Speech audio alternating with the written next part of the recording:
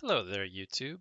Today I'd like to talk to you about a party composition that I designed for Baldur's Gate 3. It took all the way through an entire honor mode run, and I recorded that whole run. So that will be available to you on the channel soon. But today I just wanted to introduce you to the builds, talk about how the party works, and let you guys have fun with it.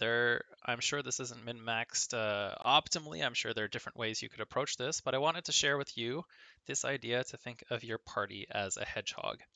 What do we think of when we think of a hedgehog? Well, we're going to have to think about our defense. And this party is going to have lots of defensive options where we can curl up into a ball and be safe. For example, at level 2, we're going to go ahead and get the protection fighting style on one of our characters. The protection fighting style allows one character to spend its reaction to react to an incoming attack, impose disadvantage on the attack roll, so that it's less likely to hit one of our allies.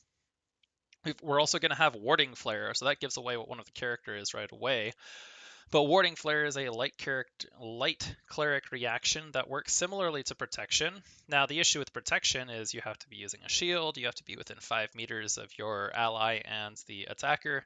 Warding Flare, at level 2, you can just use it on yourself no matter what, and then at level 6, you can use it on your party in a fairly wide radius, so that's a very good defensive skill as well. We're also going to have the Paladin aura of protection, which with a very large bonus to saving throws, so to every ally within 10 meters of the Paladin. So that helps us set the diameter of the Hedgehog ball to about 20 meters, 10 meters either side of the Paladin. Since we're going to be taking an Oath of the Ancients Paladin, that's also going to have Aura of Warding, so that any damage from spells is halved on characters within 10 meters of the Paladin, so that's pretty good too. There's another Paladin aura that counts there, but since it's just about Frightened, I'm not going to include it in this list. Instead, I'm going to jump next to Sentinel. We will have a character with Sentinel to punish anyone who does manage to successfully attack anyone in our little ball. So all these skills together synergize in that they all encourage a defensive position for your party to stay tightly packed together in a small area so that everybody's getting the benefits of all these different defensive moves. And then we can punish any attackers with Sentinel from the one character with Sentinel. But of course, to be a hedgehog, we need an offense, and that offense better be spiny. So what better than piercing damage? And one of the best items in the game for piercing damage is, you guessed it, the ballless armor.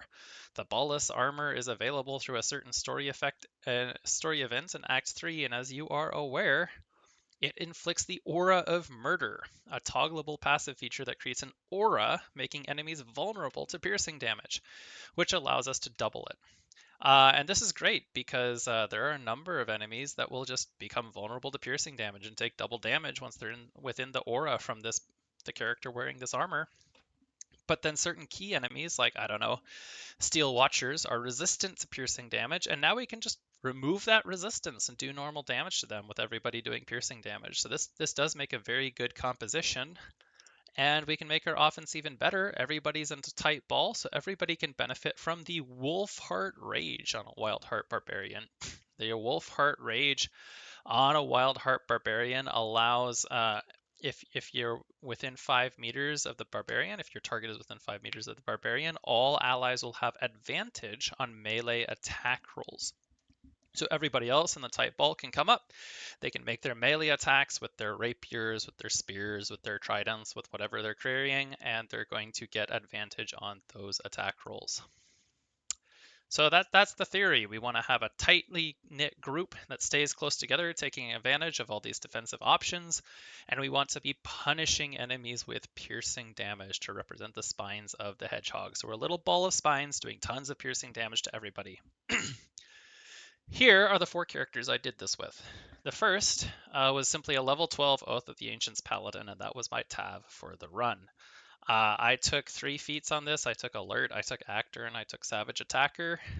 Let me go into more details on this slide. It's just a monoclass, went straight up to 12, took Tav, took Guild Artisan background, took the Protection fighting style here. I did my stat spread, as you can see, and then I just used Strength Elixirs for the game so that I could hit stuff. And this is the character I put all the on-heal items on. So I put like the Hellrider's Pride gloves, I put the Salving Ring, I put the Whispering Promise ring, I put the Amulet of Restoration. The especially with this stat spread and getting to 18 charisma because of Actor. Um, the healing on an Oath of the Ancients Paladin is so good. There really wasn't a reason, with everybody grouped up anyway, just to use that healing radiance in certain key fights to give everybody Bless, give everybody Blade Ward, and really keep everybody safe that way and really take advantage of the on-heal items. So that's not a complicated build. You can figure out basically what I do by watching the playthrough. Very straightforward sword and board style Oath of the Ancients Paladin. The Sacred Star is a Morning Star available in Act 3, which is excellent because it's a Morning Star, so it does piercing damage. We're going sword and board, so getting 1d8 is the best we're going to get off of a weapon, and Morning Stars do that. It also has a d4 of radiant damage, which is great. Paladins do a lot of radiant damage anyway. And finally, it inflicts Radiating Orb on hit. So that helps debuff things without having to go through the whole Radiating Orb gear stacking. Next was my Wildheart Barbarian Wolfheart, which I did with Karlach. I did this split as Barbarian 8, Fighter 4. You can imagine I took Battlemaster Fighter really just to pump her up and make her stronger. And that's pretty much exactly how it went. We went Wolfheart, we took Aspect of the Elf, we took Great Weapon Fighting Style. I took those maneuvers, Commander Strike, Maneuvering Attack, and Goading Attack.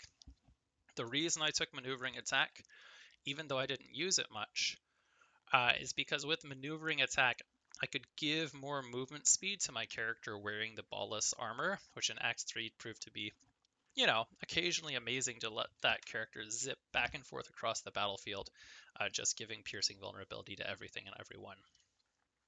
Stat split easily allowed getting to 20 strength and 22 because we were able to use the Potion of Everlasting Vigor from Araj. Great Weapon Master is great. Take that at level 4. You have Reckless Attack. No need to worry about it, even low levels. And then I pretty much just let Karlach sit in Adamantine Scale Mail the entire game. By the end, I switched her to Armor of Agility for reasons that you'll see. But that's just such a good armor piece for her. She will have the lowest AC of the party if you take this build with her. So you might as well give her some protection with Adamantine. Next is a variant of a build I've done before, and if you've watched my video, is the Swashbuckling Blade of Frontiers, a duelist prerogative build, then you've seen pretty much this build. I did change things up slightly. In the video, I went with a Gulag here. In this run, I went with a Fiend Warlock instead. In the video, I did a lot of crit range increase because that's what I had on that save. I didn't actually have Ballless armor in that save. Once I was figuring I was actually going to have to make it through a full honor mode playthrough with a lot of restrictions, I realized that since I was actually going to long rest very little, I wanted to change the build up, and that's definitely what I did. I went with the Diadem of Arcane Synergy and a few other item choices to keep this operating strongly, but without having to rely on critical hits. As you can see, this is the character that I gave the Hag's Hair to. And yeah, this character was our Inflictor of Piercing Vulnerability and our Sentinel user. So the Will was the one punishing people who got too close to the Hedgehog Ball. Finally, I took Shadowheart as a Light Cleric 11 Wizard 1. You of course, you guys know how it works. The Wizard 1 is really just so that I can learn scrolls. So after the Shadow fell, I went back and respect, gave her a 1 level Dep in Wizard, and then re-leveled her up in Light Cleric. Light Cleric is so strong early game. Warding Flare, especially before multi-attack comes through, is so strong at keeping yourself or teammates safe.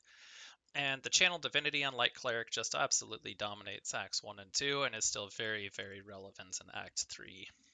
Having that 1 level of Wizard, of course, allowed her to cast Globe of Invulnerability, which is just really useful to have on a party, especially one that's staying tightly packed anyway. So yeah, this is how I ran her. These were the stats. The only feats I took were the Resilient Constitution and an ASI for Wisdom. Generally, if you just get yourself some plus spell DC and plus initiative items and Amulet of the Devout, you will have a great time with that character. So that's it. That's the party. I haven't made a lot of build videos for this. It's fairly flexible. You could do this yourself all sorts of different ways.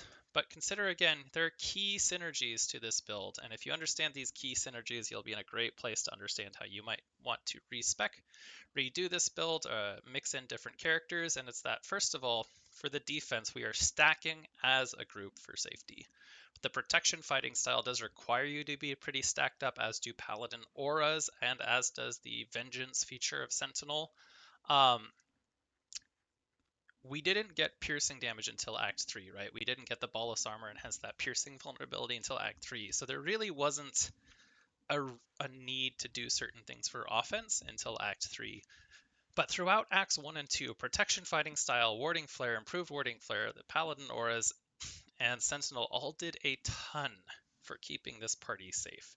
There were all sorts of fights that could have gone in very scary directions that were saved or prolonged or just made a lot easier by having enemies miss when they should have hit, because protection or warding flare was turning hits into misses. Once we get to Act 3, that piercing vulnerability allows this party to convert itself from primarily defensive to primarily offensive. And because it's primarily offensive, many of the major bosses go down very fast. Many major bosses just lack piercing resistance, so they become vulnerable to piercing damage with this build. Answer, Gortash, Orin, Raphael, and Viconia all lack resistance to piercing damage. So you put them in the aura of murder, and they just start melting. Now, notably, Cazador and the Steel Watcher Titan do have resistance to piercing damage, so this comp only does sort of quote-unquote normal unquote damage to them. But there's so much from the Light Cleric, there's so much from the Paladin, and there's so much other utility across the party that you're doing pretty well in those fights. Now, the other thing to note is that this despite having a Warlock, which is technically a caster, the way that Warlock multiclass is done is Pact of the Blade. So you effectively have 3 martial characters in this party. So the real spellcaster is just the Cleric Wizard. And that means that your adventuring days can be kept very long, because most of what you're doing is just weapon attack, weapon attack, weapon attack, weapon attack, weapon attack. There's not as much need to long rest when you're doing that. You don't always need those Battle Master maneuvers when you're just steamrolling over stuff. So that is a pro that I think is worth mentioning for this party, is so many of these strong resources, strong things that we're using, protection, warding flare, the auras, sentinel, they don't require resources. And because they don't require resources, you can just keep going with them on and on and on and on and on. So if you're ever into trying to reduce your long rests, trying a different playstyle than just resting every 5 to 10 minutes or every 3 or 4 combats, this is a great party to try. You'll have a lot of fun with it. Between the defense and the offense, it's just very fun, very strong, very safe throughout all 3 acts of Honor Mode. Highly recommend. You'll see the footage when it comes out. Hope you have a great day. Thanks for watching.